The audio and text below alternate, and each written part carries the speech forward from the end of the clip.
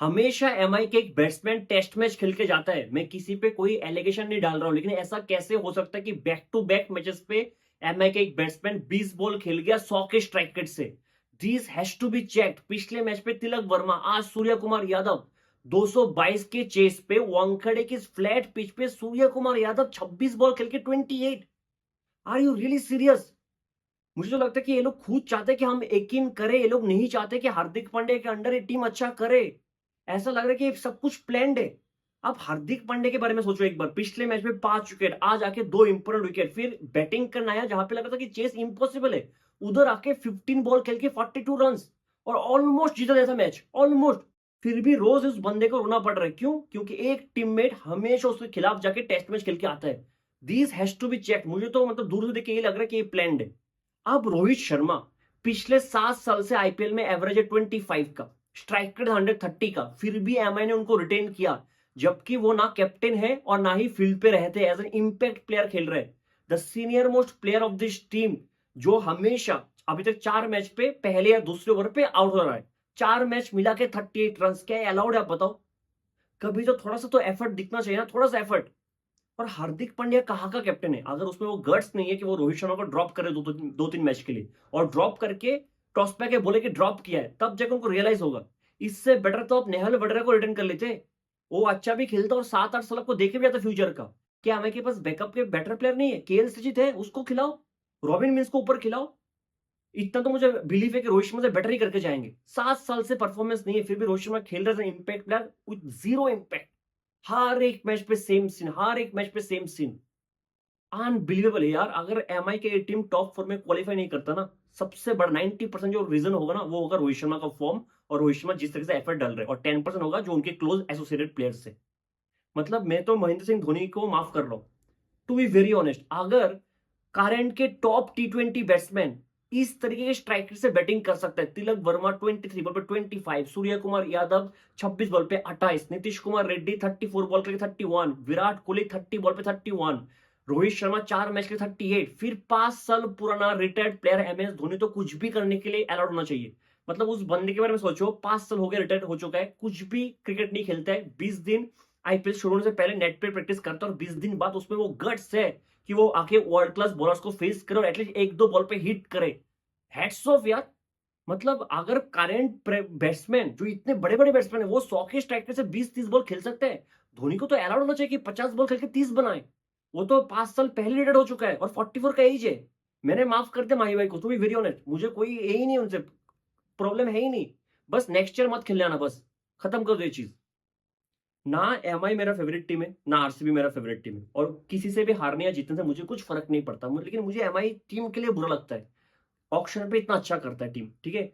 इतना respect MI के लिए, स्काउटिंग टीम इतना अच्छा है, 5 बार चैंपियन है। रोहित शर्मा पहले इतना अच्छा कैप्टनसी करता था, अब जाके टीम इतना खराब परफॉर्मेंस करता है, जबकि टीम ऑन पेपर इतना अच्छा है। हार्दिक अपना 200% दे रहे हैं, जसप्रीत बुमराह पता नहीं ठीक से फिट हुआ कि भी नहीं, वो आके खेल रहा है, और जो डेथ पे 2 ओवर डाला, क्या बेहतरीन ओवर डाल के गए। कितना रिस्क लेके वो आईपीएल खेलता है कि आईपीएल की बात एक बहुत बड़ा टेस्ट सीरीज आने वाला है, फिर भी खेल रहे हैं ना, अपना पूरा 100% एफर्ट दे रहे हैं। फिर 1-2 प्लेयर के लिए एमआई को रिजल्ट नहीं मिल रहा है। खैर शुरू करते हैं। एमआई टॉस जीत के फील्डिंग लेता है। एमआई के प्लेइंग टूल में 2 चेंज था, एक तो जसप्रीत बुमराह आया था अश्विनी कुमार की जगह, और रोहित शर्मा आया था राज बाबा की जगह। आरसीबी के प्लेइंग टूल में एक चेंज था जो सेकंड इनिंग्स पे हुआ है कि राशिद सलाम को बाहर करके सुयश को लाया गया। अब पहले ही ball Trent Boult to Phil Salt, angle करके बाहर जाता है, ड्राइव वाला लेंथ का फिल सॉल्ट बेहतरीन कवर ड्राइव मारता है। दूसरा बॉल मिडल पे पिच होके अंदर आता है, इन स्विंगर क्लीन बोल्ड आउटस्टैंडिंग, मतलब टिपिकल ट्रेंट बोल्ट टाइप का बॉल था। पूरे तरीके से ट्रैप में फंस गया था फिल सॉल्ट। देवदत्त पडिक्कल आता नंबर 3 पे। इस साल देवदत्त पडिक्कल का रोल बहुत ही क्लियर है कि चाहे सिचुएशन जो भी हो, अटैकिंग क्रिकेट ही खेलना है। चाहे उतना रन बनाया नहीं उसने अभी तक, 20, 25, 30 बना रहा है, लेकिन इंटेंट के लिए 200% मार्क्स। वो सेम देवदत्त पडिक्कल है ही नहीं जो पहले आईपीएल में हुआ करता था। आउटस्टैंडिंग आउटस्टैंडिंग, मतलब उसने बहुत अच्छे से अपने आप को चेंज किया, ठीक है? पावर प्ले का लास्ट ओवर डालता है दीपक चहर, वो जो कहता है ना बीबीसी एमआई वाले, बीबीसी बीबीसी में तो बी और सी का फाड़ के रख दिया आरसीबी वालों ने, ठीक है? उस ओवर पे एक shot of the good length, ये पुल करता है सीधा लॉन्ग के ऊपर छक्का देते पडिक्कल। अगला बॉल स्लोअर बाउंसर पुल करता है मिड विकेट के ऊपर छक्का। 20 रन उस ओवर से। पावर प्ले में 73 फॉर 2 था। विघ्नेश पुत्र के एक बॉल पे लॉन्ग के ऊपर छक्का मारते हुए, लेग स्पिन ही था, उस पे देवदत्त पडिक्कल आउट हो जाता है। हालांकि बहुत अच्छा इनिंग्स था। उसके बाद थोड़ा सा 17 बॉल के लिए थोड़ा स्लो हुए थे रजत पाटीदार और विराट कोहली। उसके बाद जैसे वो ब्रेक खत्म हुआ 2.5 मिनट का, उसको जो इनिंग्स को पेस किया बहुत अच्छा खेला था। लेकिन हार्दिक पांड्या आके 15th ओवर में कोहली को आउट करता है। कोहली बहुत ज्यादा शफल करके खेलने जाता है। मैंने बहुत कम देखा है कोहली को शॉट खेलते हुए इतना शफल करके खींच के लेग साइड माना जाता है। उधर डीप स्क्वायर लेग पे वो कैच था, इजी कैच था। 43 बॉल पे 67 आउटस्टैंडिंग 9। हालांकि पहले 19 बॉल पे 36 पे था। और कोहली का कभी भी वो स्ट्रेंथ नहीं रहा है कि through out the inning same he strike rate से बैटिंग करे।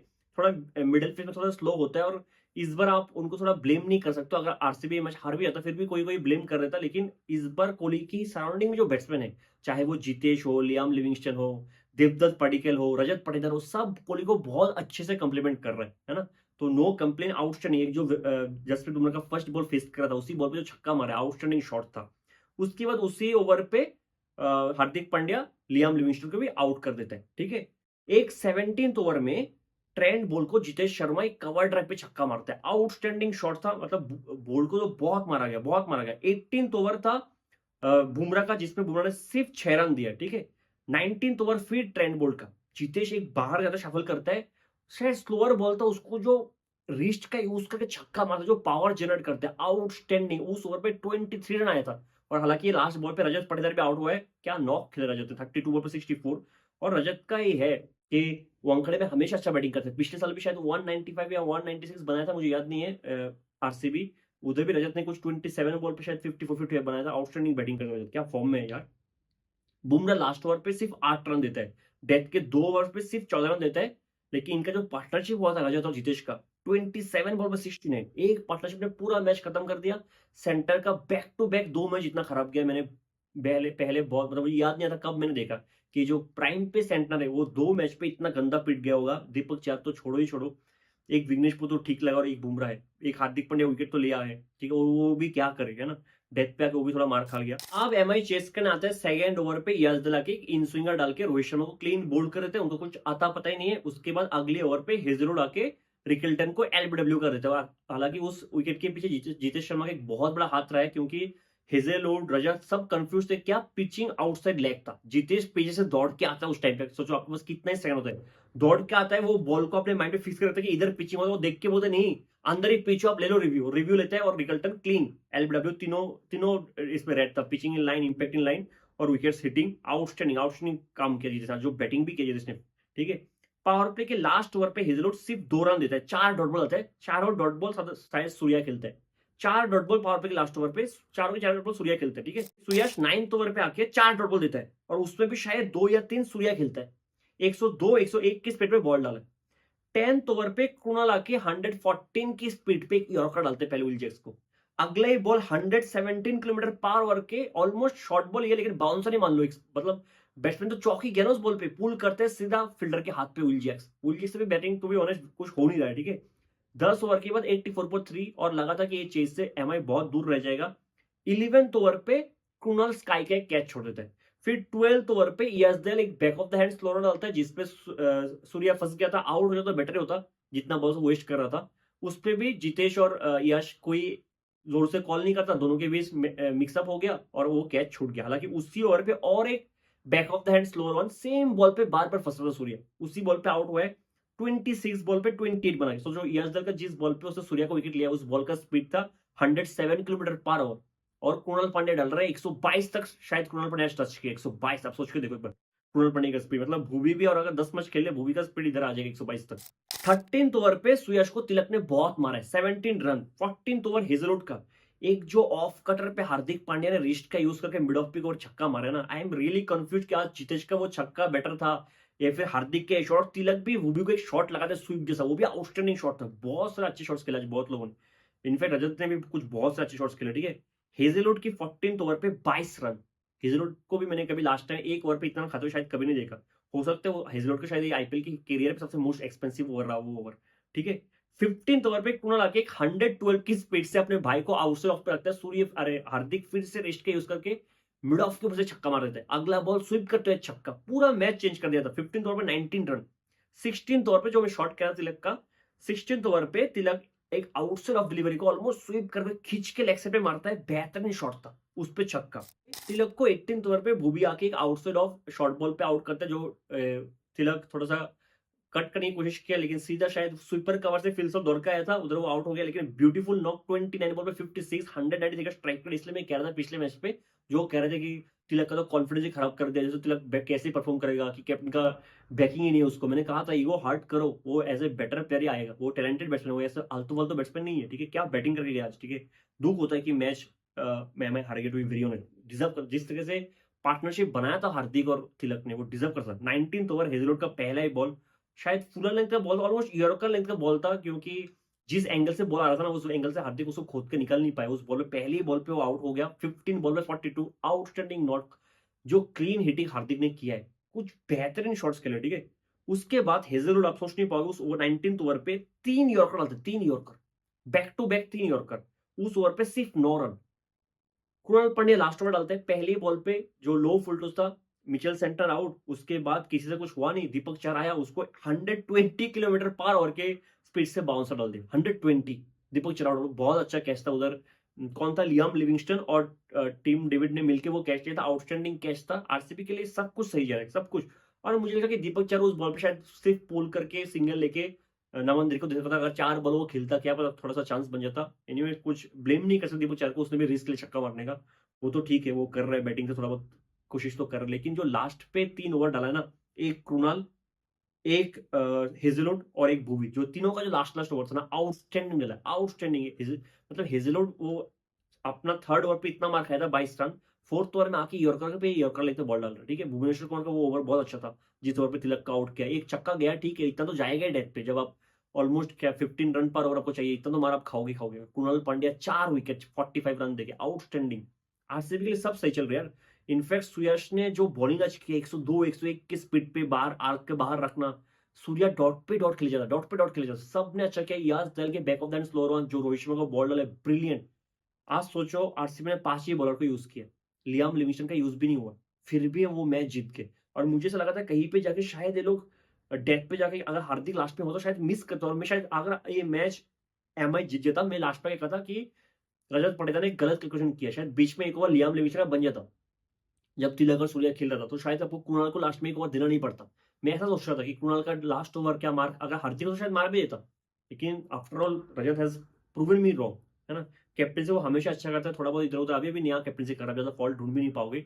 लेकिन जो बैटिंग रजत कर रहा है, आरसीबी के लिए बहुत सारे पॉजिटिव है। जो देवदत्त पडिक्कल का जो इंटेंट है, आप सोच पा रहे थे क्या ऑप्शन से पहले कि देवदत्त पडिक्कल आके ऑलमोस्ट हर एक मैच में 160 170 की स्ट्राइकर से बैटिंग करेगा, और कितना अच्छा बैटिंग, क्लीन बैटिंग कर रहा है, स्पिनर्स को बहुत अच्छा मार रहा है वो। विराट कोहली का फॉर्म हमेशा से अच्छा रहा है, उसमें तो क्वेश्चन नहीं है। लियाम लिविंगस्टन के लिए 1-2 मैच में अच्छा किया, टीम डेविड अच्छा कर रहा है, फिल सॉल्ट ने एक मैच में अच्छा किया। और आज जितेश ने जो बैटिंग किया, जितेश ने पिछले मैच पे भी, किसके साथ मैच था, जीटी के साथ मैच पे, वो बहुत अच्छा बैटिंग कर रहा था जितेश। ऑलमोस्ट रन रेट को 4 विकेट गिरने के बाद भी जितेश ने वो रन रेट मेंटेन किया था पिछले मैच में। आज जो कुछ हिट जितेश ने लगाया, कीपिंग के पीछे भी बहुत अच्छा कर रहा था। हालांकि एक स्टंपिंग उसने मिस किया है।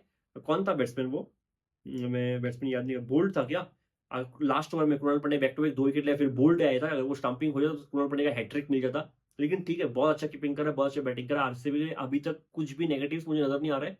वो ये है कि अगर आप टॉप ऑर्डर को जल्दी से जल्दी आउट कर दोगे तो शायद फंस सकता है, वरना this team is doing really good, उनको बहुत कॉन्फिडेंस मिलेगा। सोचो एक साल में अभी के 4 ही मैच हुए, 2-2 रिकॉर्ड तोड़ दिया है। मतलब लास्ट 6 मैच पे वानखेड़े में एक भी मैच जीता नहीं था, आज जीत गया है। चेन्नई को ऑलमोस्ट 16 इयर्स बाद हराया है, तो they are doing really good.